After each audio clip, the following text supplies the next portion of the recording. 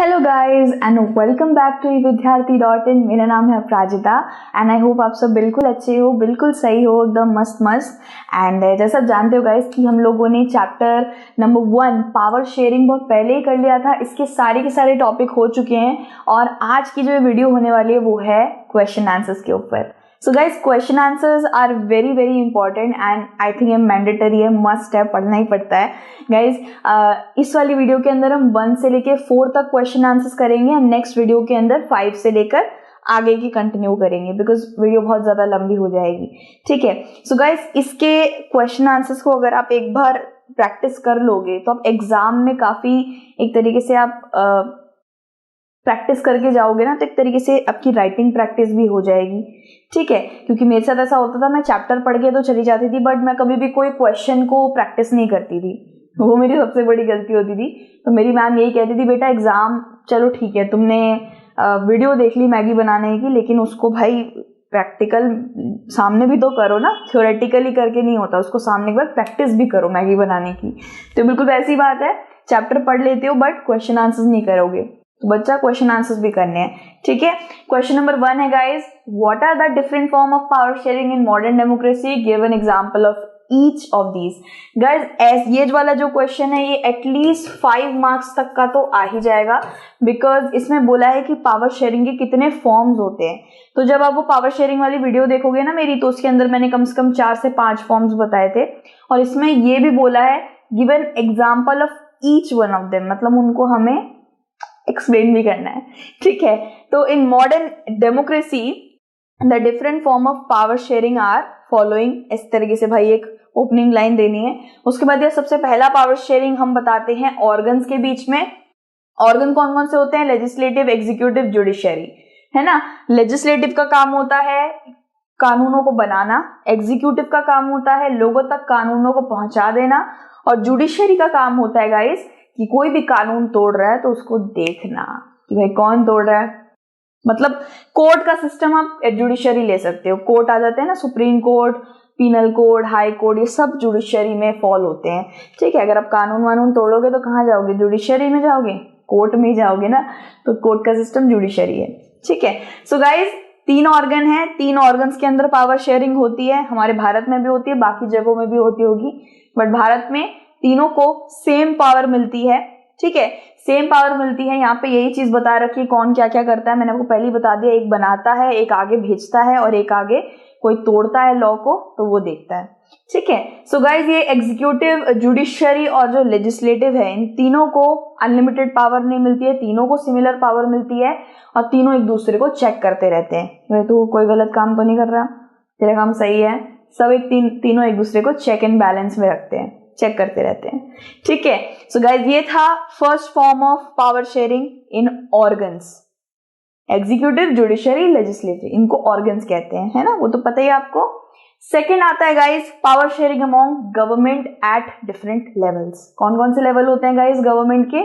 Central, state, local. हमारे भारत में local है ना, बेल्जियम में कम्युनिटी गवर्नमेंट है, बट हमारे भारत का लेके चलते हैं सेंट्रल, स्टेट, लोकल। तो 3 टायर है भाई, 3 टायर ऑफ गवर्नमेंट भी है, 3 लेवल पे भी गवर्नमेंट बटा हुआ है। तो यहाँ पे एक चीज क्या दिख रही है कि सिर्फ एक ही टायर को सारी पावर नहीं देती है। अगर हमारा भारत चाहता तो सिर्फ सेंट्रल गवर्नमेंट को ही सारी पावर दे देता, लेकिन ऐसा नहीं करा उसने हर राज्य के सीएम को पावर दी। ठीक है, और लोकल गवर्नमेंट यानी कि गांव में जो पंचायत होते हैं ना, पंचायती राज, म्यूनिसिपैलिटी, उनको भी power the. So power sharing is good, मतलब ताकत को बांट देना चाहिए, कोई भी दंगे फसाद नहीं होंगे, किसी का कोई दिल नहीं दुखेगा। बिल्कुल ऐसी बात है गाइस कि जैसे घर में मम्मी ने मैगी बनाई, ठीक है, सबको एक एक कटोरी में मैगी दी, सबको सेम अमाउंट मैगी दी, थोड़ी सी भी लड़ाई नहीं होगी। लेकिन वहीं पे कल ही हुई है मेरे घर में लड़ाई। मेरी मम्मी ने मेरे भाई को आइसक्रीम दी, मेरी बहन के लिए बचा ली, मैं सो गई थी, मुझे आइसक्रीम ही नहीं दी, अब मेरी आइसक्रीम कोई पेल गया। मैंने बोला ये तो गलत है भाई, तो मैंने दंगा कर दिया छोटा सा। तो वही गाइस वही बात है, घर से ले लो या गवर्नमेंट से ले लो या भारत में ले लो, कुछ भी ले लो, पावर सब में बटी रहे, सेम रहे, इक्वालिटी मिले तो कभी कोई दिक्कत नहीं आएगी। ठीक है, सो गाइस पावर हमने ऑर्गन में देख ली शेयर होती है और लेवल्स में भी होती है guys, national, state, and local level. National मतलब कि सेंट्रल गवर्नमेंट, स्टेट मतलब कि state government, and local level यानी कि लोकल गवर्नमेंट। ठीक है, तो पावर को डिवाइड कर दिया जाता है। इंडिया के अंदर ही देख लीजिए guys, there is a division of power between central and state, और स्टेट गवर्नमेंट की अपनी थोड़ी थोड़ी पावर वो लोकल गवर्नमेंट को देता है। आप सोच रहे हो यहाँ पे सिर्फ सेंट्रल है, स्टेट है, लोकल का है? तो देखा जाए तो दोस्तों, लोकल जो गवर्नमेंट होती है ना, उसको स्टेट से पावर मिलती है थोड़ी बहुत। लेकिन देखा जाए तो इंडिया के अंदर सेंट्रल गवर्नमेंट के पास ही अपमोस्ट पावर है, उसी के पास सबसे ज्यादा पावर है, क्योंकि गाइस सेंट्रल गवर्नमेंट पूरे भारत को संभाल रहा है, पूरे के पूरे भारत को। स्टेट गवर्नमेंट के लोग सिर्फ एक राज्य को संभाल रहे होते हैं, और लोकल गवर्नमेंट के लोग गाँव को संभाल रहे होते हैं। लेकिन इनके पास ज्यादा पावर होनी चाहिए ना, क्योंकि ये पूरे भारत को संभाल रहे हैं। ठीक है, अगर अब मैं एक और एग्जांपल में समझाऊं तो पीएम ले लीजिए। अभी के वक्त पे श्री नरेंद्र मोदी जी पीएम है, आगे जाके चेंज होंगे पता नहीं। 2022 में नरेंद्र मोदी जी हैं, वो सेंट्रल गवर्नमेंट से आ रहे हैं। ठीक है, अब मैं बोलूंगी उनका तो एक ही काम है, बस दिल्ली संभालते हैं वो। नहीं, दिस इज रॉन्ग, वो पूरे भारत को संभालते हैं। ठीक है, अब स्टेट गवर्नमेंट की बात करें तो हर एक स्टेट, हर एक राज्य का एक एक सीएम है, लेकिन उसको तो बस एक राज्य संभालना पड़ता है। पीएम को, नरेंद्र मोदी जी को पूरा भारत संभालना पड़ता है, तो इसलिए थोड़ी सी पावर इनको ज्यादा मिल रही है, विच इज फाइन। ठीक है, and guys you know there are also 3 lists. मतलब हम कितने बटे हुए हैं यार, हमने कितने लोगों को पावर बांट रखी है ना भारत में। Union list, state list, concurrent list, ये भी आप जानते हो गाइस, लिस्ट भी बनी हुई है। किसी के काम में कोई दखलंदाजी नहीं देता है। यूनियन लिस्ट का भाई जो भी काम होता है वो सेंट्रल गवर्नमेंट देखती है, स्टेट लिस्ट का काम होता है स्टेट गवर्नमेंट देखती है। इस तरीके से सबको एक एक काम दे रखा है, कोई किसी के उसमें दखलंदाजी नहीं करेगा, कोई ये बोलने नहीं आएगा कि मुझे कोई पावर नहीं है, और कोई ये भी नहीं बोलने आएगा कि भाई उसको क्यों अनलिमिटेड पावर है। ठीक है, सो गाइस हमारे पास ऑर्गन्स में पावर बटी हुई है, गवर्नमेंट लेवल्स में पावर बटी हुई है, लिस्ट भी 3-3 बनी हुई है, तो कोई दिक्कत ही नहीं है। ठीक है, और power sharing among different social groups. अब पावर शेयरिंग देखो एक और जगह हो रखी है, सोशल ग्रुप्स में भी पावर शेयरिंग हो रखी है। Sometimes religion and linguistic groups too share power, as the case in Belgium where there is a community government which elected by the people, है ना। अब गाइज जो कंट्री या जो देश बहुत सारे जिसमें लैंग्वेजेस होते हैं, बहुत डाइवर्स होता है ना, तो वहां पे सोशल ग्रुप्स बहुत सारे होंगे, अलग अलग लैंग्वेज में बात करने वाले लोग बहुत होंगे, टकराव होने का भी चांस बहुत ज्यादा रहता है, खतरा रहता है ना। तो गाइज वही बात है कि जहाँ पे इतना ज्यादा, जैसे मैं हिंदू हूँ तो मैंने हिंदू लोगों को ही मैं प्यार करती हूँ, मैं हिंदू लोगों को ही मिठाई बांटूंगी, ये गलत है।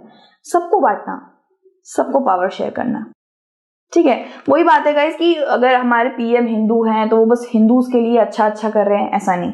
बुद्धिस्ट भी हैं, मुस्लिम्स भी हैं, क्रिश्चियंस भी हैं, तो उनके लिए भी वही सेम चीज करनी चाहिए उन्हें जो वो हिंदूज के लिए कर रहे हैं। ठीक है, फॉर एग्जाम्पल समझाया था ये। अब बेल्जियम देख लीजिए, बेल्जियम में कम्युनिटी गवर्नमेंट है, हमने पढ़ा था ना बेल्जियम में फ्रेंच है, डच और जर्मन लोग रहते हैं, तो हर एक लैंग्वेज के लिए वहां पे गवर्नमेंट बिठा रखी है। कोई भी लैंग्वेज, कोई भी सोशल ग्रुप को किसी भी तरीके की प्रॉब्लम होगी तो वो अपनी कम्युनिटी गवर्नमेंट को कॉल लगाएगा कि भाई मुझे ये प्रॉब्लम हो रही है, मेरी लैंग्वेज फ्रेंच है, मुझे डच लोग परेशान कर रहे हैं, मुझे डच लोग एडमिशन नहीं दे रहे हैं यूनिवर्सिटी में, तो उनकी कम्युनिटी गवर्नमेंट देख लेगी। ठीक है गाइस, सो सोशल ग्रुप्स को भी पावर है, ऑर्गन्स को भी पावर है, हर जगह पावर शेयर कर रखी है हमारे भारत के अंदर। ठीक है गाइस, फिर वही चौथे जगह पे कहाँ पे पावर शेयरिंग हो रही है, power sharing among political parties, pressure groups and movements. Guys आपने देखा होगा एनजीओज, ऑर्गेनाइजेशंस, कमिटीज, इन लोगों के पास भी बहुत पावर रहती है ना। आपने देखा होगा कि लाइक जस्ट अभी की बात है, मेरी कॉलोनी के अंदर डॉग्स को लेके हो रहा था, मैं फॉर में ही थी कि डॉग्स को रखना है वगैरह, मेरी मम्मी कोर्ट के 2-3 बार चक्कर काट के भी आ चुकी है, एंड हम लोगों ने ऑर्डर्स निकाले कि फीडिंग पॉइंट बनना चाहिए, बहुत सारी चीजें हमने करी। So we were not alone, हम अपनी पावर जानते थे, हम अपनी स्ट्रेंथ जानते थे एज एन एजुकेटर, तो मैं सब जानती थी क्या रूल्स हैं, क्या लॉज हैं, वकालत वगैरह सब मुझे थोड़ी बहुत पता थी, वो मैंने मम्मी को बताया, बाकी लोगों को बताया, और इससे हम लोग ऑर्गेनाइजेशंस, कमेटी वाले लोग सबको बुला पाए, और फिर आगे जाके हमें परमिशन भी मिल गई। ठीक है, if you are right and अगर कॉन्स्टिट्यूशन में दर्ज है वो लॉ, तो आप उसको यूज करिए, it can be use as a weapon. ठीक है गाइस, तो वही बात है, प्रेशर ग्रुप्स भी बहुत सारे होते हैं जो प्रेशर डाल सकते हैं, सरकार पे प्रेशर डाल सकते हैं कि भाई ये बंद करो, ये मोर्चा करो, ये करो, वो करो, शराब बंद करो, एसिड बंद करो। जैसे बीच में एसिड अटैक्स काफ़ी ज़्यादा बढ़ गए थे, बहुत पहले की बात है, तो एसिड को बैन करवाया गया, या एसिड जिसको इंडस्ट्रियल यूज़ के लिए चाहिए तो उसको परमिशन लानी पड़ेगी कि भाई तू क्यों एसिड खरीद रहा है। तो ये सारी चीज़ लेकर और ये सब प्रेशर ग्रुप्स ही कर पाते हैं, इनके पास बहुत पावर होती है, और NGOs के पास, ऑर्गेनाइजेशंस के पास, सबके पास बहुत पावर होती है। ठीक है, sometimes power is shared by different political parties having different ideologies, such alliance form coalition government.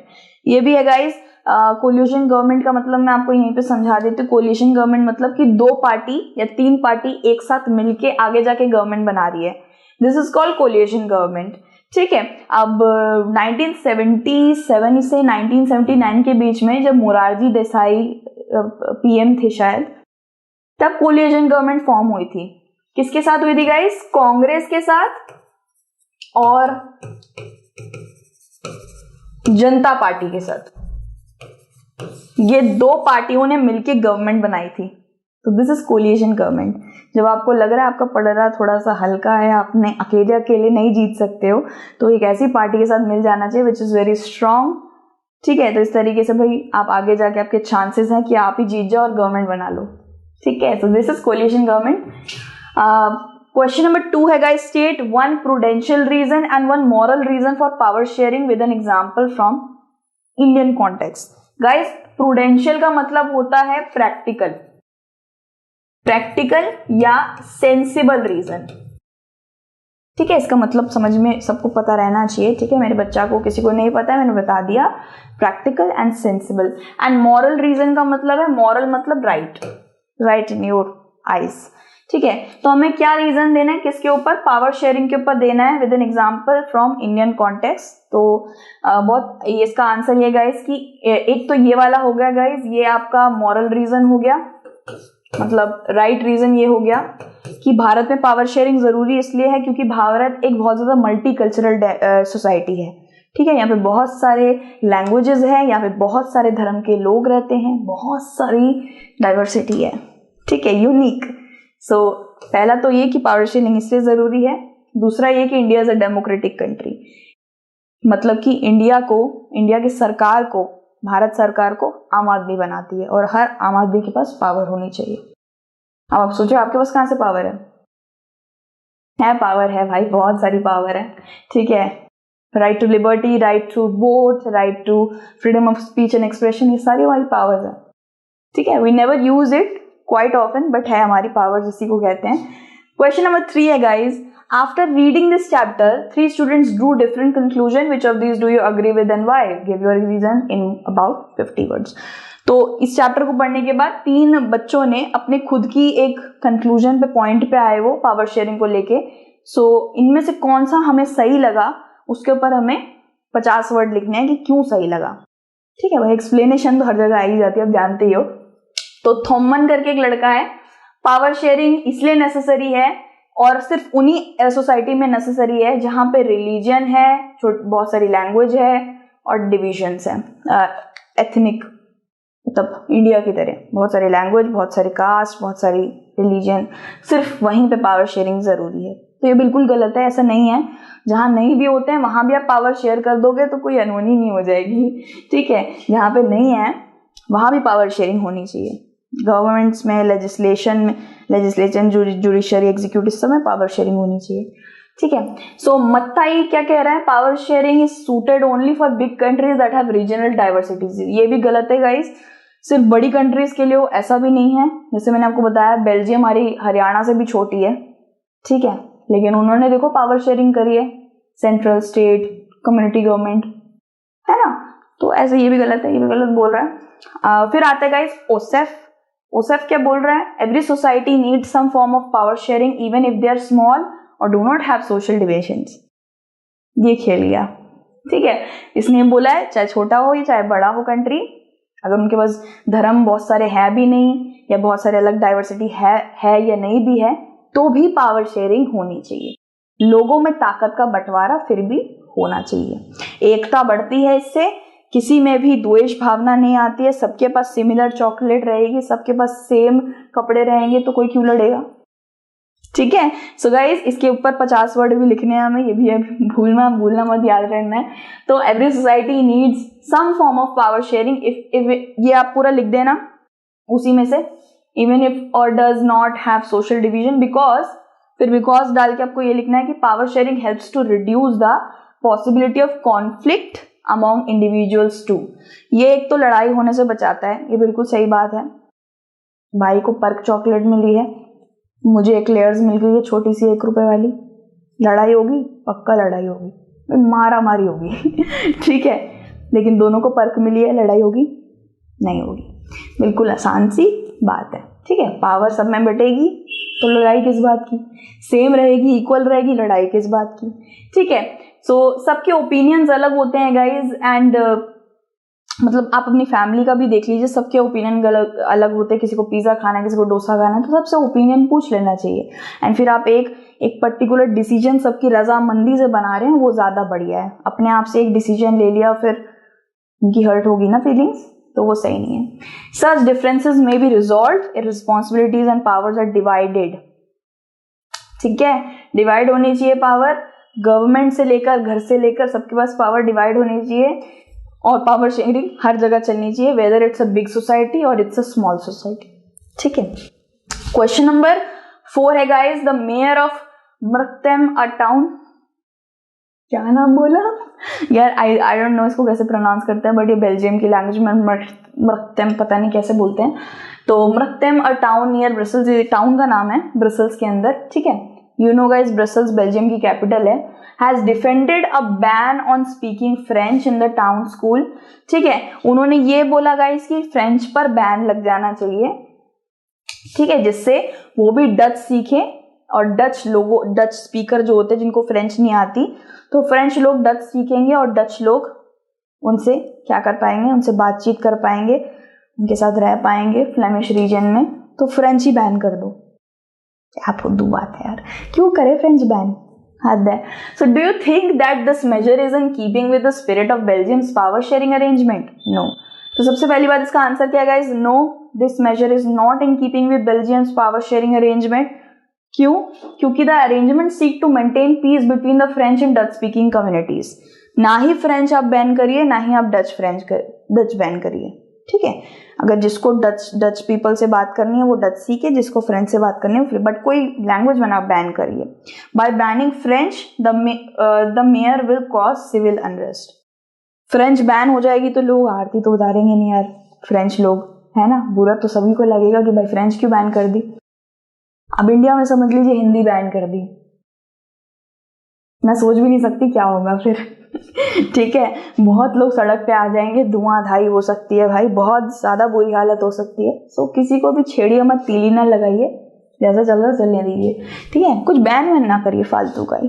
So the language should, भाई वो मेयर है तो क्या हुआ, मेयर है, मृक्तेम का मेयर है, कुछ भी है, मेयर से ज्यादा पॉपुलेशन है, वो तुझे खा जाएगी ठीक है, सो द लैंग्वेज शुड, मतलब वही बात है कि एक बंदे की रजामंदी, एक बंदे के आइडियल से आप इतने सारे करोड़ों पॉपुलेशन को बैन करा देंगे उनकी फ्रेंच, तो वो तो गलत है। ठीक है, so the language should be made acceptable in town school, the bilingual education system will be better way to integrate the people of town. तो वही बात है गाइस, दोनों ही लैंग्वेज हर जगह रहनी चाहिए, एजुकेशन हर जगह दोनों लैंग्वेज रहनी चाहिए। For example guys, my school was Bengali school. ठीक है, बट वहां पे बहुत सारे हिंदू बच्चे भी पढ़ते थे, सॉरी हिंदू तो सभी थे, हिंदी बोलने वाले बच्चे भी पढ़ते थे, sorry my bad. So guys वहाँ पे 2 सब्स्टिट्यूट सब्जेक्ट थे, संस्कृत भी था, बंगाली भी था। तो मैंने संस्कृत लिया, मैं बंगाली हूँ बट स्टिल मुझे बंगाली पढ़नी नहीं आती है, सो आई चोज संस्कृत। तो ये चीज़ होनी चाहिए गाइज कि आप किसी के लिए ऐसा ना कर दो कि भाई तुम पंजाबी हो लेकिन यहाँ तुम्हें मराठी पढ़नी पड़ेगी, डालो कि मराठी और संस्कृत दोनों, तो वो संस्कृत ले लेगा बच्चा। ठीक है, सो गाइज इस तरीके से सारी चीजें चलनी चाहिए, by not banning someone, not banning something. तो यहाँ तक हमारे 4 क्वेश्चन हो चुके हैं, बहुत ही डिटेल तरीके से यार पढ़ा दिए हैं। If you have any kind of queries बता सकते हो कमेंट बॉक्स में, और जरा ये भी बताना वीडियो कैसी लगी। ठीक है, मेरे को कमेंट बॉक्स आपका पढ़ना बहुत अच्छा लगता है। ओके, सो बच्चा ये क्वेश्चन नंबर 5 से लेकर जितने भी बाकी हैं हम कंटिन्यू दूसरी वीडियो में करते हैं, ठीक है। तो अब दूसरी वीडियो में मिलना और स्टे सेफ, स्टे हैप्पी। मैं ऐसे ऐसे करती रहती हूँ तो God bless you everyone and take care, bye bye.